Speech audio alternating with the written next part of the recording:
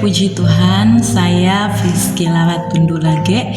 Saya adalah mahasiswi dari STT Rumah Murid Kristus, mengambil program pendidikan teologi, dan sekarang saya ada di semester 3. Pada kesempatan kali ini saya akan membuat video, atau lewat video saya akan membahas tentang proses penyelamatan dari mata kuliah Doktrin Alkitab 6. Proses penyelamatan adalah ketika kita memahami hal ini, kita akan bertanya bagaimana proses penyelamatan itu terjadi. Efesus ayat 2 ayat 8 pasal 2 ayat 8 sampai 9 di sana mengatakan, sebab kasih karunia kamu diselamatkan oleh iman, itu bukan hasil usahamu tetapi pemberian Allah. Itu bukan hasil pekerjaanmu. Jangan ada orang yang memegahkan diri. Hal pertama, keselamatan adalah grace, kasih karunia. Nah, di sini kita akan melihat bahwa ketika keselamatan itu berkaitan dengan kasih karunia, kata atau ungkapan kasih karunia ini berasal dari bahasa Ibrani chen atau karis dalam bahasa Yunani. Nah, orang biasanya menerjemahkan pemberian atau hadiah. Namun sebenarnya ada kata lain dalam bahasa Yunani yang bisa diterjemahkan dengan kata pemberian atau hadiah, yaitu doron. Nah, dari kata ini lahirlah istilah Theodora atau Theodoron yang berarti pemberian Allah. Nah, kemudian kata chen atau karis ini berbeda maknanya dengan kata doron. Secara harafiah kata chen atau karis berarti membungkuk.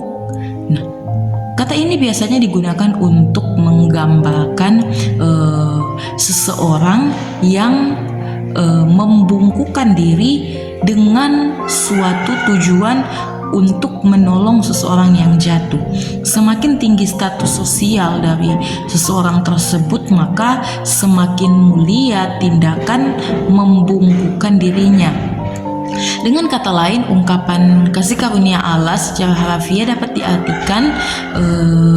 diartikan sebagai sebuah tindakan dari Allah membungkukkan dirinya. Jadi ini adalah teladan Allah di mana Dia membungkukkan dirinya. Nah, apa sebenarnya membungkukkan diri? Membungkukkan diri dalam Filipi pasal 2 ayat 58 di sana dikatakan, hendaklah kamu dalam hidupmu bersama menaruh pikiran dan perasaan yang terdapat juga dalam Kristus Yesus, yang walaupun dalam berupa Allah tidak menganggap kesetaraan dengan Allah itu sebagai milik yang harus dipertahankan, melainkan telah mengosongkan dirinya sendiri dan mengambil rupa dari seorang hamba dan menjadi sama dengan manusia. Dan dalam keadaan sebagai manusia, ia telah merendahkan dirinya dan taat sampai mati, bahkan sampai mati di kayu salib. Kemudian dalam kitab Efesus pasal 2 ayat 8 sampai 9, tindakan membungkukkan diri Allah ini dinyatakan melalui sikap yang mau mengosongkan diri meski seseorang ini memiliki status dan kapasitas sebagai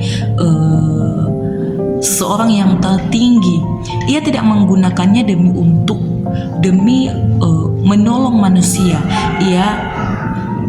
Ia rela menjadi manusia berinkarnasi, yang berarti mengambil kemanusiaan yang sifatnya terbatas, padahal ia adalah Allah yang tidak terbatas. Kemudian ia merendahkan diri dan berkorban menderita disalibkan. Semua ini dilakukan demi untuk menolong manusia, membebaskan manusia dari masalah dosa yang sebenarnya masalah dosa ini mendatangkan maut atau hilangnya kemuliaan Allah.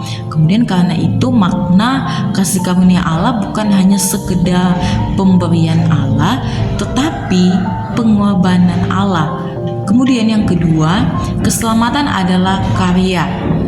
Nah, karya Allah ditegaskan oleh Rasul Paulus. Dia menyatakan bahwa keselamatan adalah karya Allah dalam 4 kalimat pendek. Yang pertama, itu bukan hasil usahamu, tapi pemberian Allah. Kemudian itu bukan hasil dari pekerjaanmu. Jangan ada orang yang memegahkan diri. Karya penyelamatan ini dilaksanakan dalam beberapa tahapan. Nah, kita akan melihat keselamatan dapat dilihat berdasarkan tinjauan terhadap 3 aspek waktu. Aspek waktu yang pertama, pemulihan relasi. Pemulihan relasi ini terjadi ketika saat seseorang sudah bertobat. Kemudian pemulihan posisi. Pemulihan posisi juga terjadi ketika seseorang itu bertobat dari hidupnya yang lama kepada hidup baru. Kemudian pemulihan potensi ini progresif, dan yang terakhir ada pemulihan tempat. Pemulihan tempat ini ketika terjadi di akhir zaman.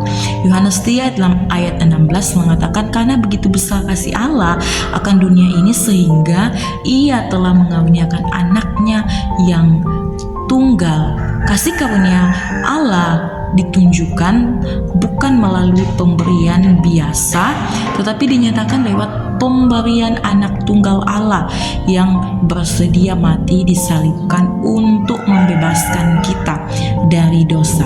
Pemberian itu diungkapkan dengan sebuah kalimat, karena begitu besar kasih Allah. Jadi makna kasih karunia Allah itu bagi kita semua sebagai orang-orang yang percaya kepada Tuhan adalah pengorbanan Allah, bukan hanya sekedar pemberian Allah.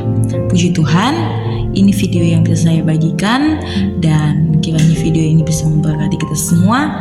Haleluya.